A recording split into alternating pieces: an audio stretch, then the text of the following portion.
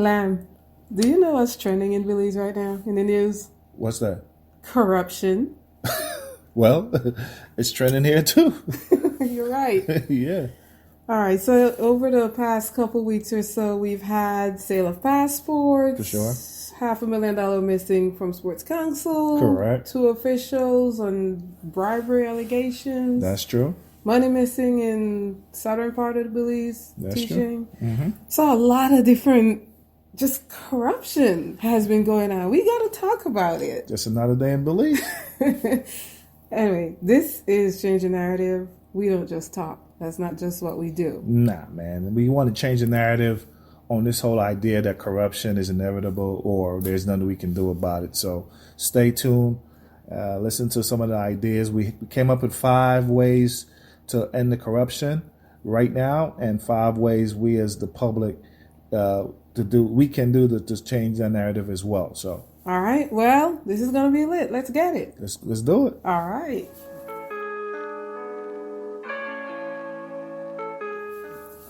Welcome to Change the Narrative. This is Kim. I'm Lam.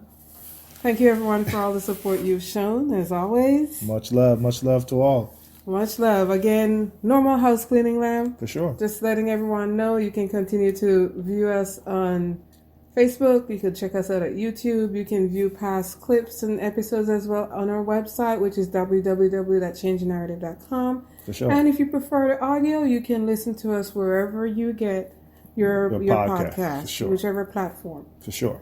All right. A recap real quick. Last week we worked together along with the community to help the Dara feeding program that was about to close the doors. Yeah, that was a beautiful experience, beautiful thing that we did. And shout out to all the people who actually supported and donated to us and to all the other folks that are running their programs. Yes. Man, appreciate it. Thank you very much. Every last dime that we receive will go to Mr. Dara. I will say, however, I spoke to some people directly. Some people didn't want to just do everything online. They were not comfortable doing it that way. So they decided to contact Mr. Dara directly. Some folks decided that they were going to put together a package for them and do some food groceries, and so forth. Yep. Yeah, and send it down there directly. Yeah. And we also have other people from different states that are starting their own fundraiser, you know what I mean? Which is great. And we want to support you guys 100%. I don't want to tell any Belizean or anyone listening to what we're saying. You can go online to Facebook. And if you don't see ours at Change the Narrative, there's, I think Mimi's doing hers on there.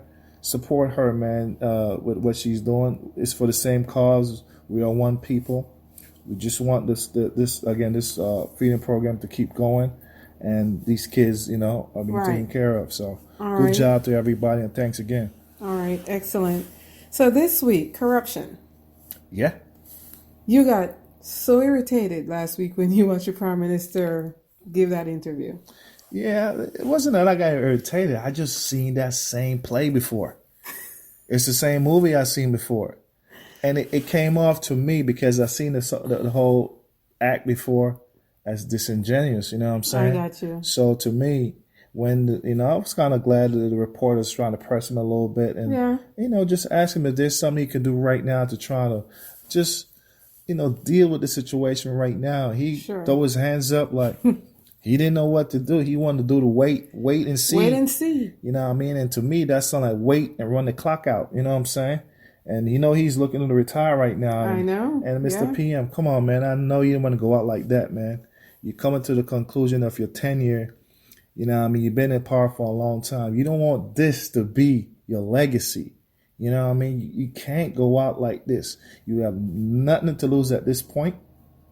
Everything to gain.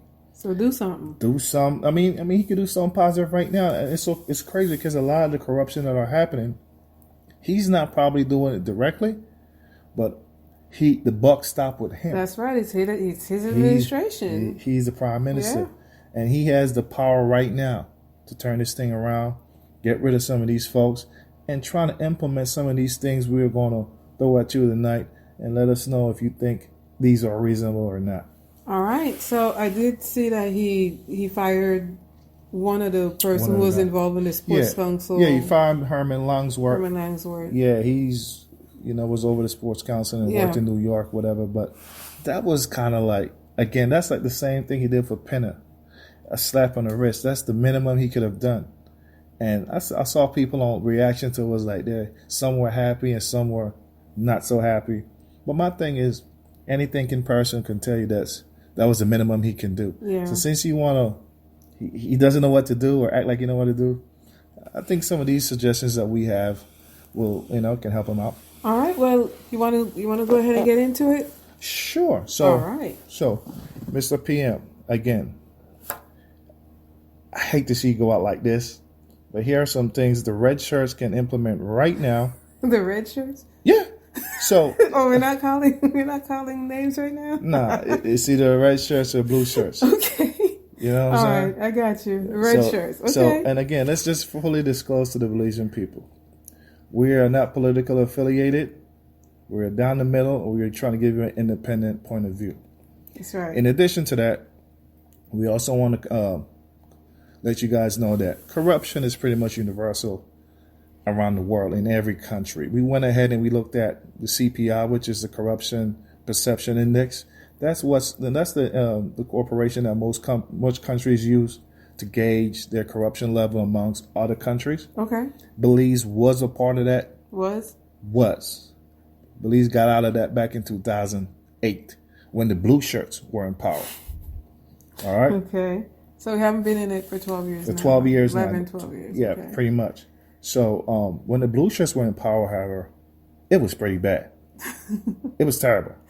When the blue shirts were in power, we ranked 29 out of 100. It's like 29%.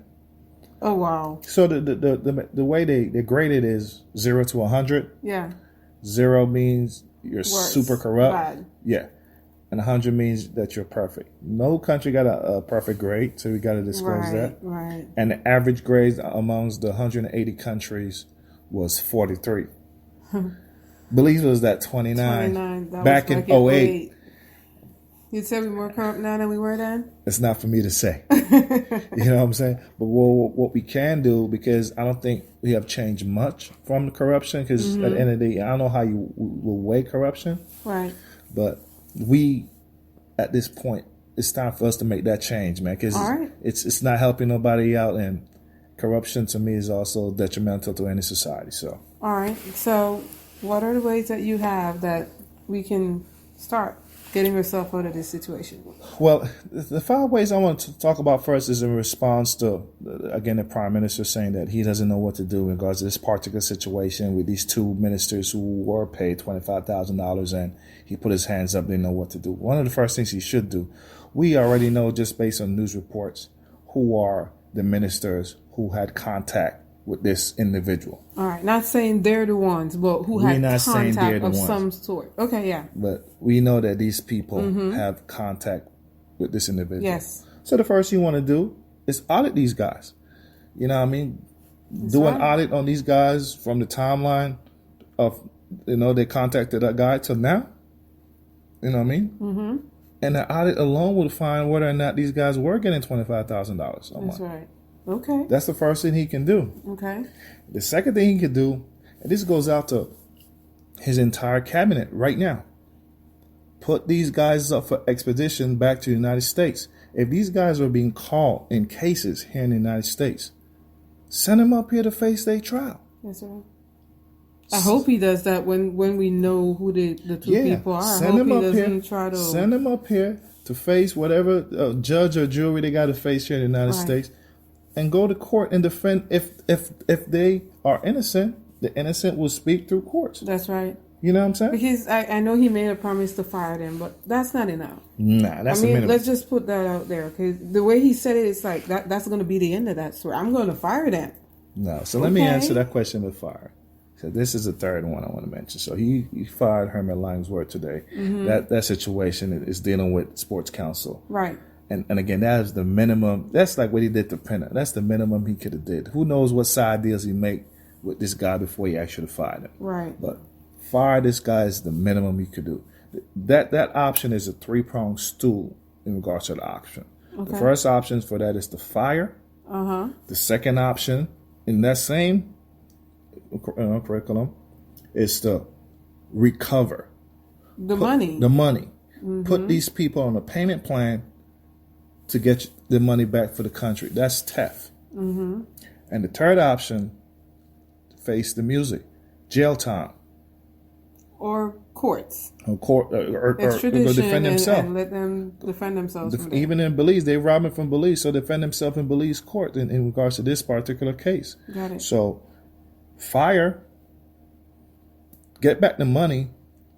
You know what I'm saying? Put them on a payment plan, or if they cannot make the payment plan, we liquidate their assets. Okay. No, I'm serious. Yeah. Liquidate their assets. Like, we mean business. And if they cannot do that, then we're gonna lock them up. That's right. You know what I mean? And I'm telling you, you start locking up a couple of these guys, they're gonna get the message real fast. Accountability, man. Oh yeah, accountability. And what they also need to do right now, since he's going out, have these guys sign a disclosure saying that all their cabinet members or his red shirt members disclose their tax returns from when they got into power up until now. Okay. If you can track their tax returns and how much they acquire since they've been in power, their money. Yeah. You will find out that a lot of scamming has been going on throughout the entire tenure. Yeah. If he's really serious about dealing with corruption. Right. You know what I'm saying? So get their tax return and get all the assets added up from when they started until now. That's something you could do pretty easily.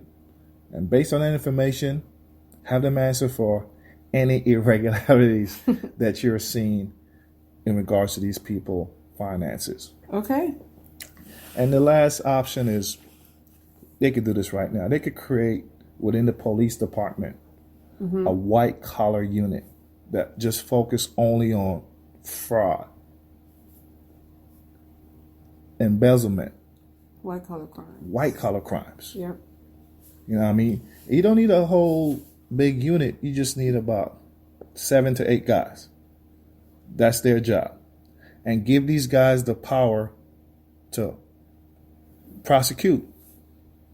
You know what I mean? Because what's going on is a lot of these ministers, you can't prosecute them because they are lawmakers. They are the boss of the police officers. Right, right. You know what I'm saying? So a lot of police officers don't want to touch them. They think they're untouchable because they're liable to get fired. Yep.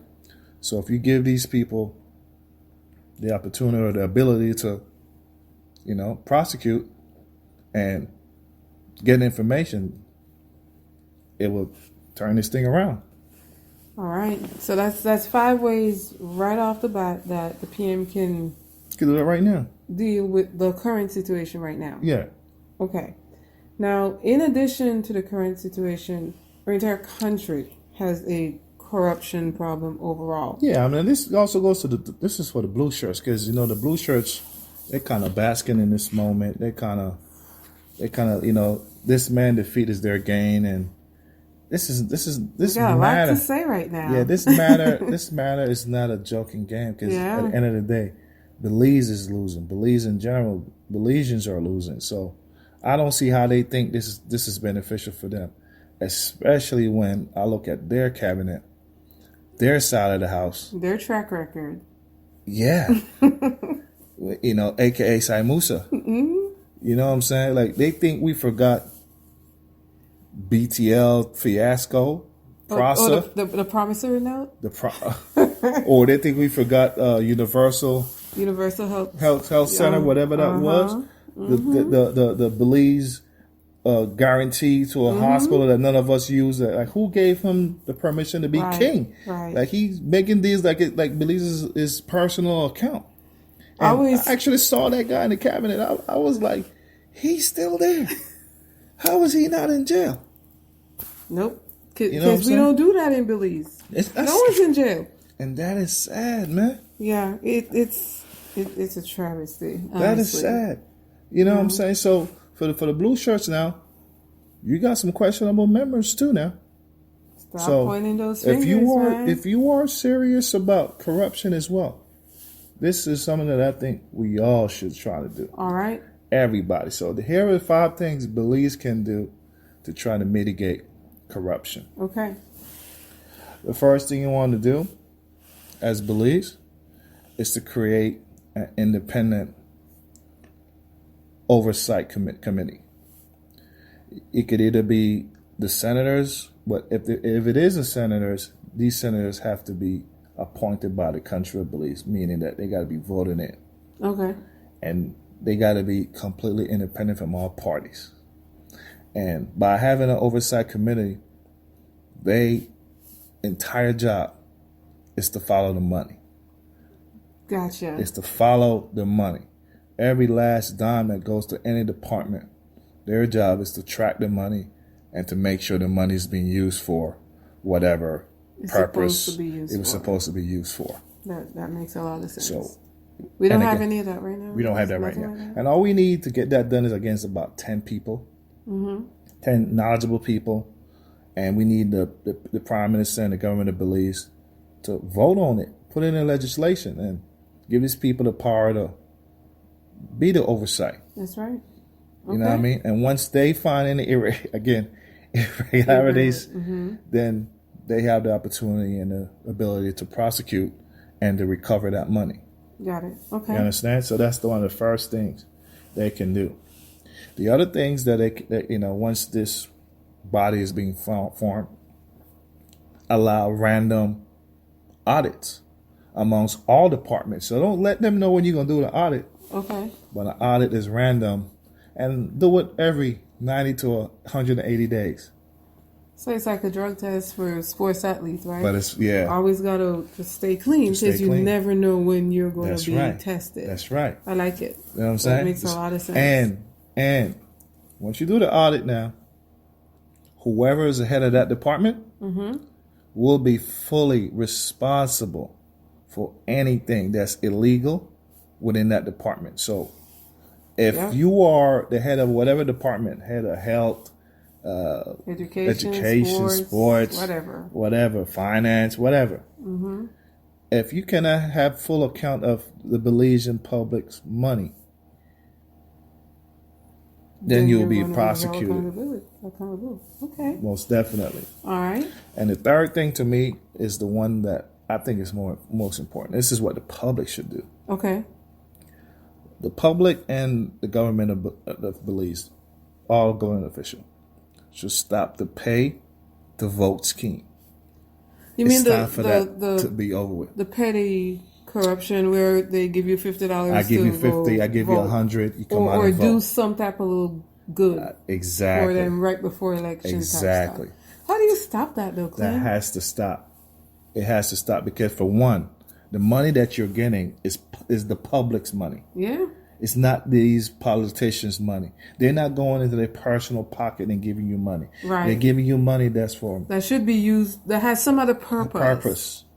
That's theft. Right. You're taking money out of somebody. Yes. Or some that good means cause that means the school is not getting done. Like right now, Dollars Feeding Program need money right now. They can't find money to give this man because this person just stole $500,000.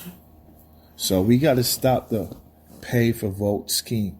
And it makes the election irregular. It's not a fair election. That's true. It's an illegal form of winning. Yeah. You know what I'm saying? And the public need to stop doing that.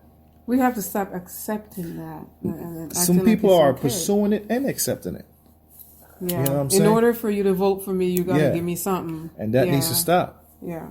And that across the board, that needs to stop. Yeah, you know because as the public, we have that responsibility too, and we have to acknowledge that. Right. You know, we might not even see that as corruption. If you ask the little guy who's trying to get $50 for a vote, they're going to tell you that's not corruption. Right. I'm not responsible for that. Right. But in a way, it is petty corruption. It is petty. And the fourth thing that they need to do is have a national database within the government that keeps track of everyone's signature, every last dollar, the last dollar that's handed out. Keep track where these contracts is going to, how these contracts are being awarded, who are getting these, that's just how this money is being dispersed. Have a database that is accessible for both parties, the red shirts and the blue shirts. They have the accessibility to see where this money is going, rather than, it's a hookup thing where my buddy is doing this, and then the money is gone, and this one can blame that one. That one. No. We have an accountability, and the last man that signed off on that, you're going to jail. The man above you is going to jail for any money that is missing. Okay. It's simple accountability. It's not your money. It's kind of like how we handle our business. And that's how the banks work too. Like, you know what I mean? If you handle people's money, and again, this money is the Belizean public's money. Yeah. This is not their personal money. No, it's not. So. No, it's not. We got to, hold them accountable to that. All right. You know what I'm saying? And the last one that I have here, man, is pretty simple. You know what I mean? The last one that I have here is for, again, like I stated before. Whoever is head of any of these departments will and is liable. Agreed.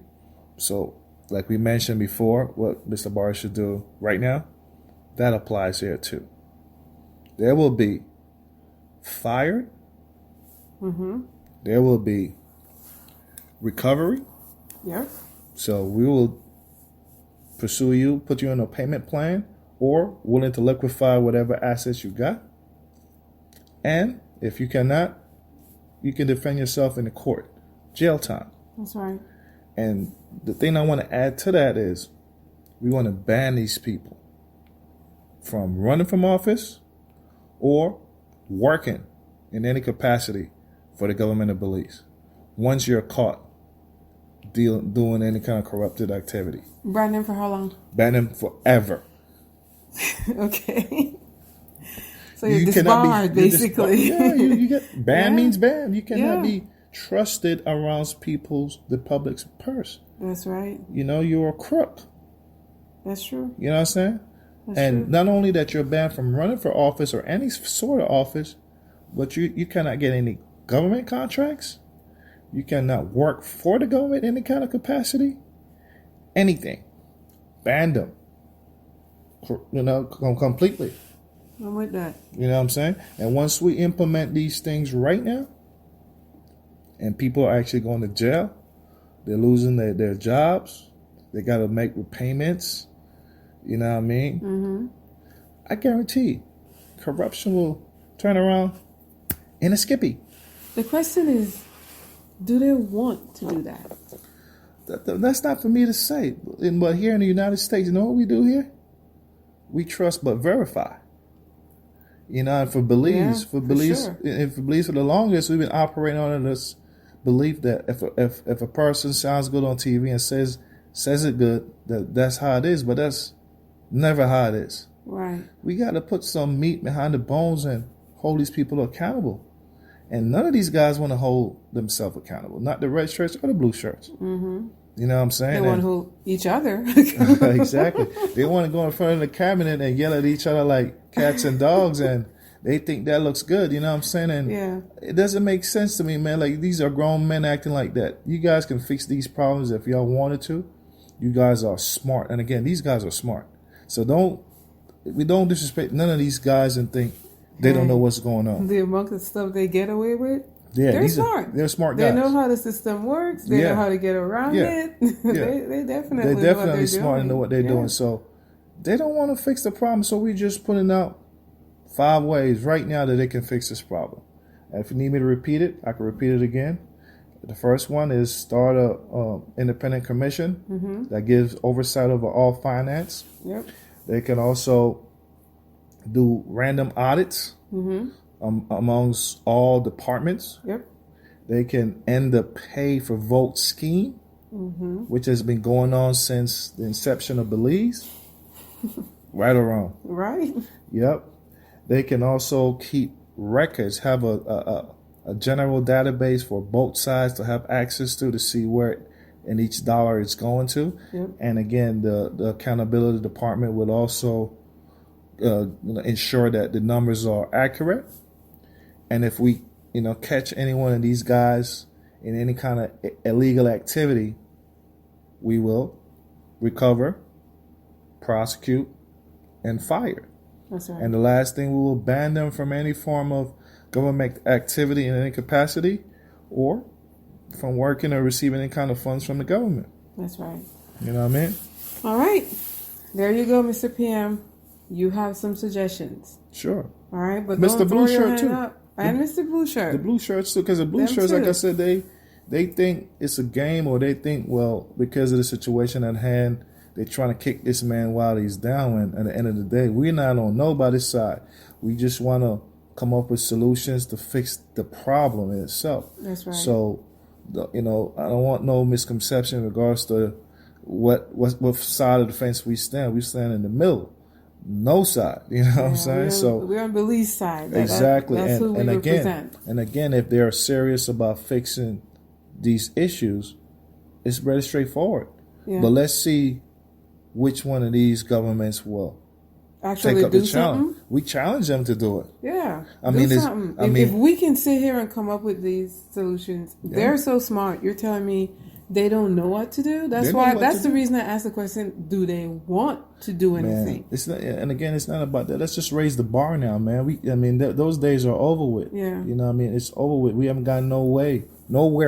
You know what I mean? Like I said, BTL fiasco has crippled Belize. Mm-hmm. We have borrowed more money to try and deal with that.